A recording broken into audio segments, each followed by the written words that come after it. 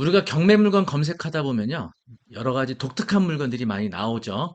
뭐 아파트, 상가, 공장, 토지, 뭐 선박, 비행기 이런 게 경매 나옵니다. 그런데 경매 물건들 중에 도로가 경매 나올 때 종종 보셨죠? 자, 도로가 경매로 입찰로 나오게 되면 이거 낙찰받았을 때 과연 수익이 발생할 수 있을까? 이거 낙찰을 왜 받지? 이런 생각 드시는 분들 계시죠? 네. 이 도로로 인한 분쟁이 굉장히 많이 발생합니다. 생각보다 정말 많은 분쟁이 발생해요. 왜냐하면 어떤 부동산에 있어서는 이 도로라는 게 굉장히 중요한 중추적 역할을 하거든요. 이 큰 도로로부터 내가 소유하고 있던 토지까지 이어지는 이 진입로, 이로 인한 분쟁이 끊임없이 발생하고 있습니다. 자, 이와 관련된 아주 중요한 대법원 판결이 며칠 전에 있었는데요. 이 도로에 관해서는 국가나 지방자치단체 소유의 도로의 경우에는요, 분쟁이 생길 일이 없죠.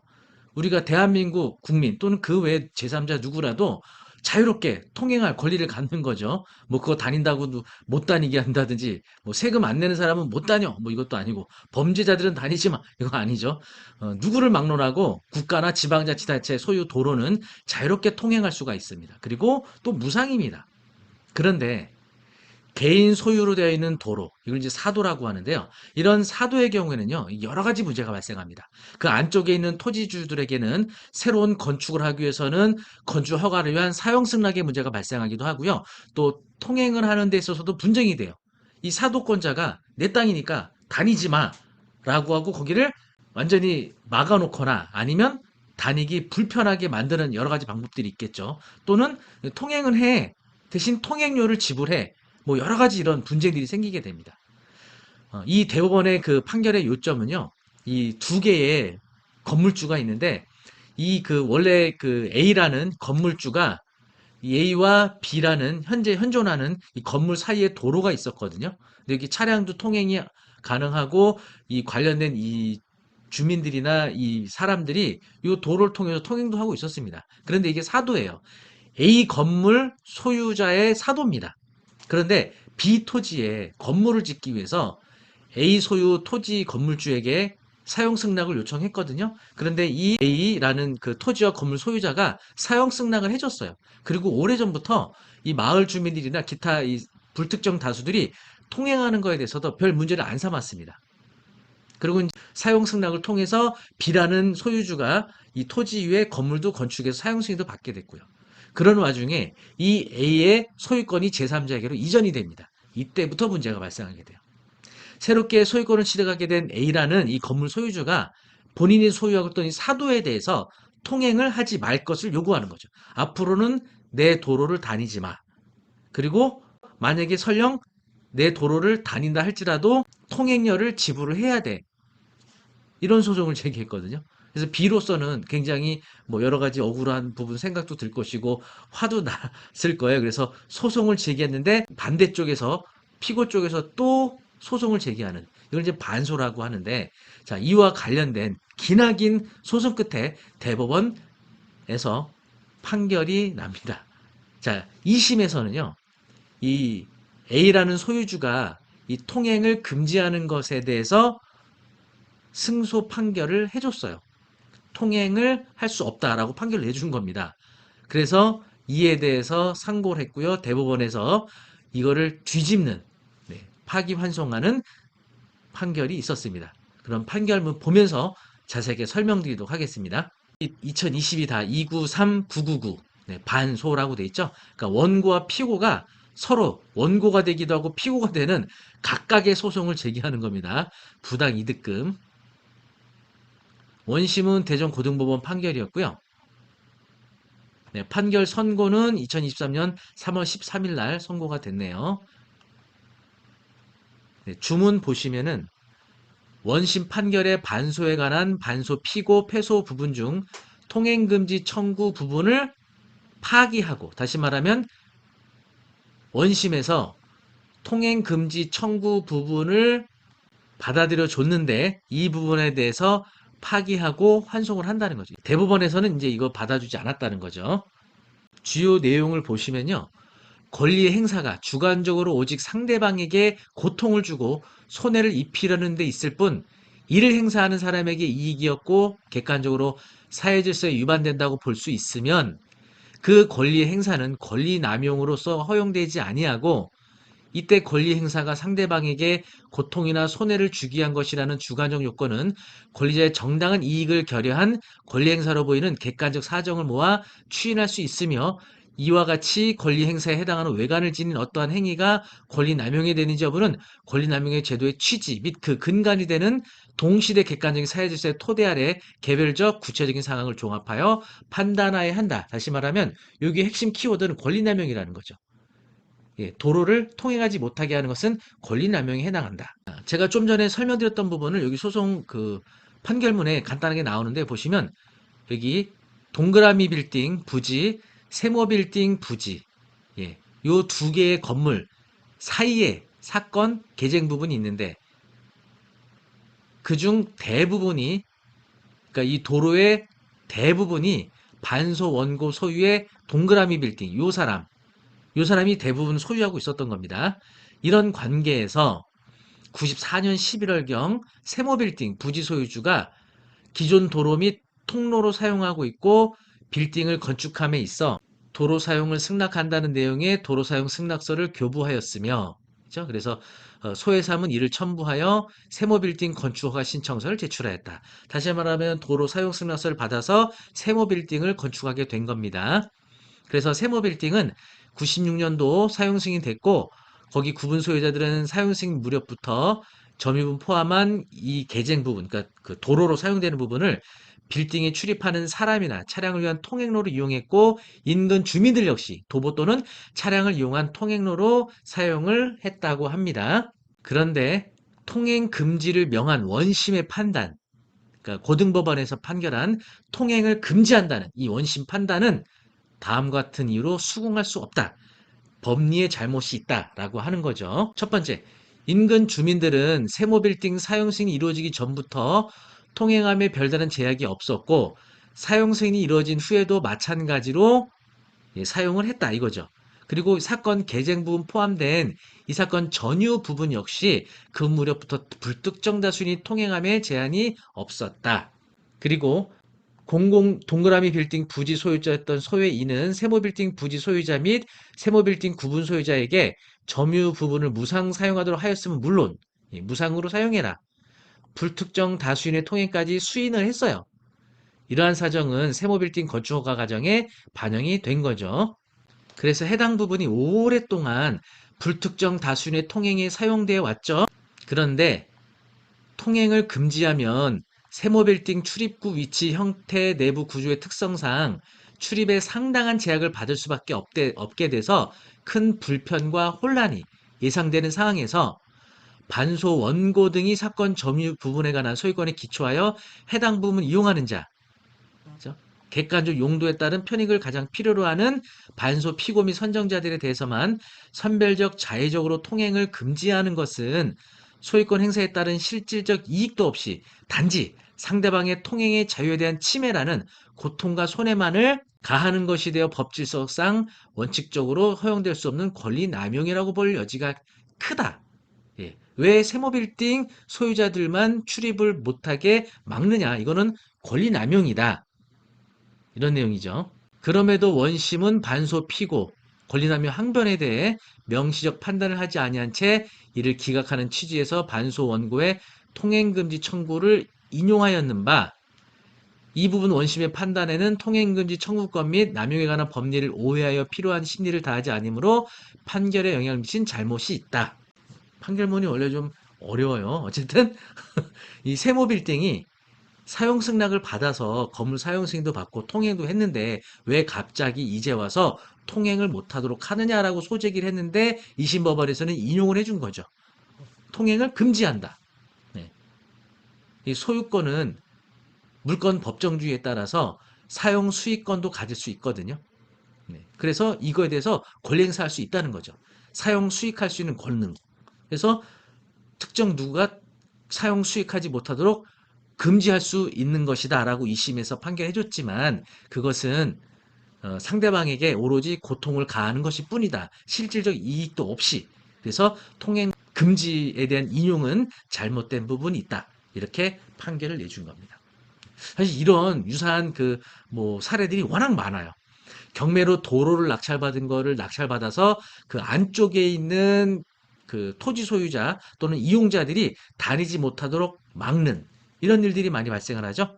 자, 이와 관련된 뉴스 기사도 있고요. 또 이것은 민사적인 부분뿐만이 아니고 형사적인 부분도 문제가 되거든요. 그 관련된 내용 한번 보여드리도록 하겠습니다. 자, 보시면 이 도로는 내 소유, 아무도 못 지나가 이렇게 돼 있죠. 예. 그래서 보시는 것처럼 도로를 이렇게 경매로 낙찰받아 가지고 이렇게 바리케이트를 치거나 적치물을 갖다 놓고서 사람이나 차량이 통행하지 못하도록 이렇게 하는 경우들이 있죠. 그리고 이런 식으로 예, 도로에다가 이렇게 큰 돌을 갖다 놓는 거죠. 자, 이런 것들, 자, 어떤 것이 문제가 되냐면요. 형법 제185조 보시면은 일반 교통 방해가 있습니다. 육로, 수로 또는 교량을 손괴 또는 불통하게 하거나 기타 방법으로 교통을 방해한 자는 10년 이하의 징역 또는 1,500만 원 이하의 벌금에 처한다. 이게 형사처벌 대상이에요. 관련된 대법원 판결도 있거든요. 대구지방법원 2017로 사구 3호 판결 보시면요. 갑 도로는 인근 거주자들의 농기계, 수레 등 통행이 가능할 정도의 폭을 가진 도로였는데 피고인이 갑 도로 인근 토지를 경매로 낙찰받았어요. 도로 위에 사람이 겨우 다닐 수 있는 정도의 폭만 남긴 채 철제로 된 펜스를 설치하는 방법으로 육로의 교통을 방해했다고 해서 교통방해죄로 기소된 사안에서 재반 사정을 종합하면 피고인이 육로인 갑 도로의 교통을 방해했다는 이유로 유죄를 인정한 사례. 그죠? 교통방해죄가 되는 겁니다. 근데 형사적으로 교통방해죄뿐만이 아니고요. 형법 314조에 보시면 업무방해라고 있어요. 313조 방법 또는 위력으로서 사람의 업무를 방해한 자는 5년 이하의 징역 또는 1,500만 원 이하의 벌금에 처한다라는 규정이 있는데요. 수원지방법원 2019 고정 1947 판결 보시면 피고인을 벌금 200만 원에 처한다. 이렇게 돼 있죠? 여기 범죄 사실하면 범죄자가 됩니다. 도로를 방해하면 피고인은 화성시 토지 소유자로서 피해자 박모 씨 같은 리 토지 매입한 후 2019년 3월경부터 원룸 신축공사 시작해서 이 사건 공사부지 인근의 피고인 소유 토지들의 사용권이 침해당하자 위 공사를 방해하기로 마음먹었다. 화성시 토지와 같은 리 토지 사이의 도로에서 이 사건 공사부지 진입로인 도로 가운데 부분을 가로지른 1.8m의 철제 펜스를 설치하여 위 공사에 이용되는 공사 차량 등이 통행하지 못하도록 했다는 거죠. 이로써 피고인은 화성시 토지와 같은 이 토지 육로 교통을 방해함과 동시에 위력으로 피해자 원룸 신축 공사 업무를 방해하였다. 역시 업무 방해죄로서 처벌을 받게 되는 겁니다. 사람이 통행하는 도로는요, 방해하면 안 됩니다. 이것은 일반 교통 방해죄, 또 사안에 따라서는 업무 방해죄로서 형사처벌 대상이 되는 겁니다. 형사적으로도 막으면 안 되는 거고요. 민사적으로도 교통을 방해하지 못하도록 판결을 대부분 내주고 있습니다. 그런데도 불구하고 저런 식으로 뭐 법은 몰고 주먹은 가깝다고 벌금을 계속 내면서도 저렇게 막는 경우에는 교통방해 금지 가처분 신청을 하고 그에 따라서 소송을 통해서 판결받아서 별도의 집행을 해서 그 펜스라든지 이런 것들을 치울 수도 있는 겁니다. 자, 그런데 뭐 철제나 또는 바위돌을 갖다 놓는다든지 이런 사안들 외에도요, 다양한 방식으로 교통을 방해하는 경우들이 있거든요. 자, 그런 사안들 관련된 판결문들이 있는데 보여드리도록 하겠습니다. 네, 관련된 판결문을 제가 운영하고 있는 네이버 카페 박철호의 경매 아카데미 오셔서 경매 판례 게시판에 보시면 경매로 낙찰받은 도로를 타인이 통행하지 못하게 방해하는 경우 처벌에 대해서 쭉 제가 나열된 글이 있으니까 한번 읽어보시고요. 기타 일반 교통 방해를 인정한 판례들 이렇게 나오는데 자 보시면 말뚝을 받고 철조망까지 쳐서 노폭을 현저하게 제한함으로써 경운기 이외 다른 차량 통행을 불가능해 한 경우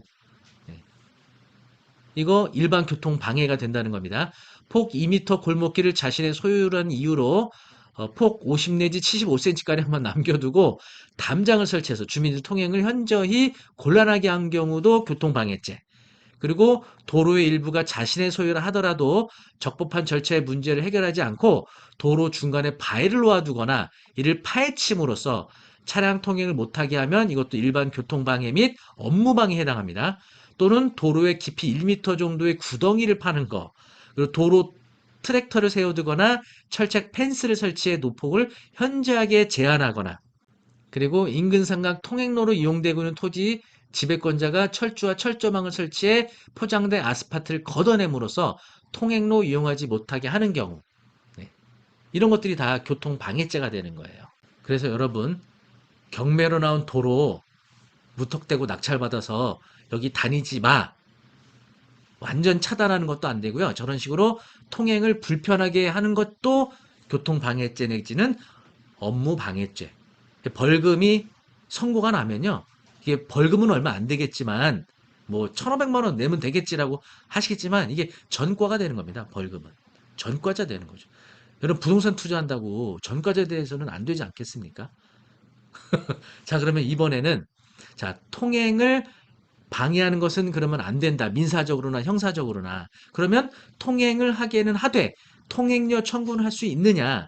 이 부분에 대해서 처음에 소개됐던 그 대법원 판결에서는 이런 판결을 내줬습니다. 다시 처음 대법원 판결문으로 한번 돌아가 보겠습니다.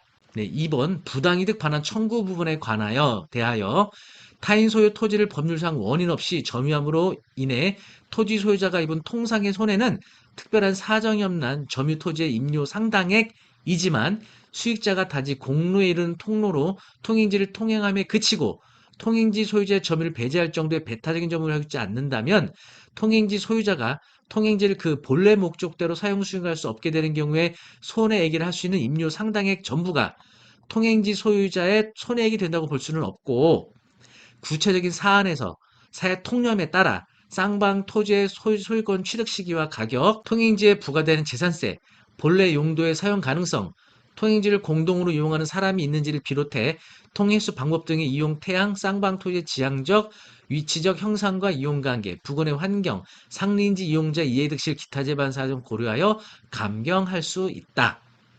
이렇게 돼 있죠. 이 사건 전유 부분에 대한 배타적 사용 수익권을 포기한 것으로 인정되지 아니하는 사실관계. 이게 되게 중요하거든요. 배타종 사용 수익권을 포기했으면 부당이득 청구가 안 되는데 그런 사실이 인정되지 않는다면 이 사건 점유 부분을 통행로로 사용하였기에 반소 원고 등에게 사용 이용을 부당이득으로 반환할 의무가 있고 이득액은 통상적인 점유 사용에 따른 임료의 50% 해당하는 액수라고 판단하였다. 내가 갖고 있는 도로를 통행하는 사람들에게 사용료, 뭐 부당이득 반환 청구 가능한지에 대한 과거 대법원 판결이 있는데요. 90-5528 판결 요지 보시면 종래부터 자연적으로 형성된 도로의 부지로 되어 일반 교통이 이용되어 온 토지라 하더라도 시가 위 토지를 도시기획상 도로 예정지로 지정한 후 도시환경 정비 사업의 일환으로 차도에는 아스팔트 포장을 새로 하고 인도에 보도블록 설치하는 등 개축 수성 공사하고 나서 여전히 일반 교통에 제공하고 있다면 그 이후로는 다른 특별한 사정이 없는 한 도로법에 의한 도로구역 결정 여부에 관계없이 사실상 시가 위 도로의 개축, 유지, 수선, 재복구 관리를 담당하게 될 것이므로 이때부터 도로는 시 점유에 있게 되었다고 보아야 한다. 그리고 이 사건 토지가 사실상 도로부지 제공되어 사건 행사에 제한이 있는 토지라는 점을 알고서 이를 취득하였다 하더라도 그런 사정만으로는 피고에게 그 점유로 인한 부당이득 반환 청구를 함에 있어서 무슨 장애가 된다고 할 수 없다. 그래서 이 도로에 대해서는 사실은 이게 워낙 사안이 다양해서 이게 되게 애매해요. 그래서 어쨌든 이 특별한 이런 방금 소개된 판결문과 같이 배타적 사용 수익권을 포기하지 않았고 시에서 이를 보수 관리 유지하고 있다면 이에 대해서는 부당이득 반환 청구가 적법하다 이겁니다.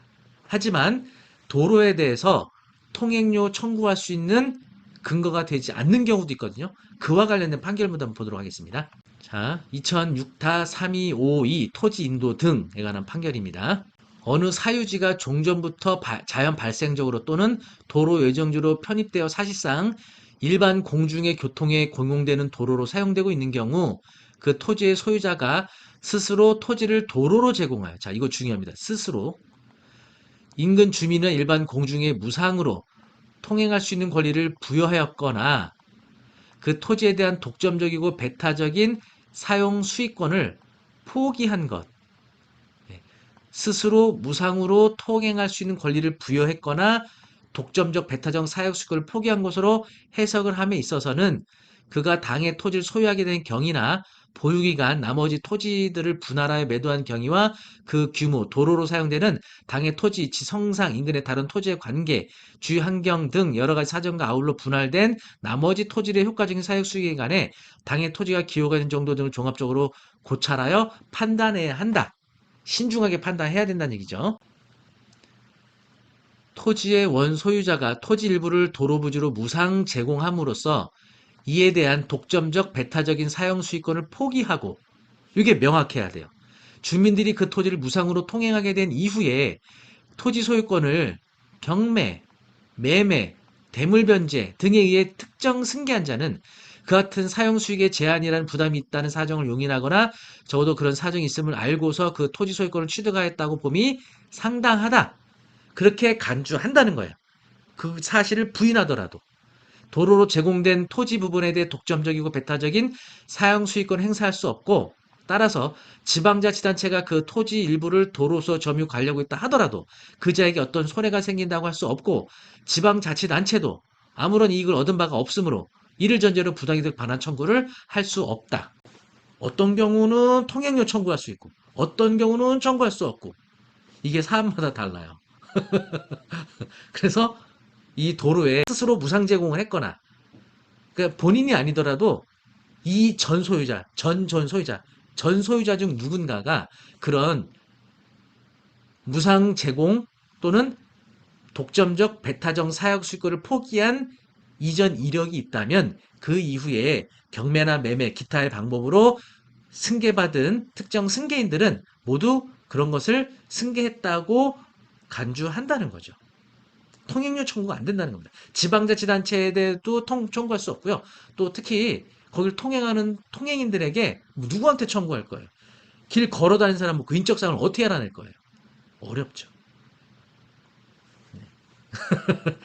도로에 대해서는 이게 이 분쟁도 워낙 많고요. 이 관련된 판결들도 너무 많아요. 그래서 어쨌든 원칙은 서로 원만한 협의 굉장히 중요하다고 생각이 듭니다. 그래서 도로가 경매로 나왔을 때는 이거를 뭐 지방자치단체에 통행료 청구한다, 거기를 걸어 다니는 사람한테 통행료 청구한다, 이거 사실 굉장히 어려운 부분이 있고요. 특히 이걸 막아서는 절대 안 되는 거죠. 교통방해죄 또는 업무방해죄 해당이 될 수 있다. 그리고 민사적으로, 형사적으로 이거는 절대 유리하지가 않습니다.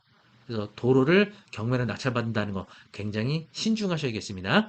특히 도로는 대출도 당연히 안 되죠. 그래서 도로를 보통 투자하는 주된 목적은요, 재개발 구역 내에서 이걸 통해서 입주권 위해서 투자하는 경우. 이건 정말 심플하죠. 누구하고 분쟁 없이 그냥 입주권을 위해서 사용하는 거니까.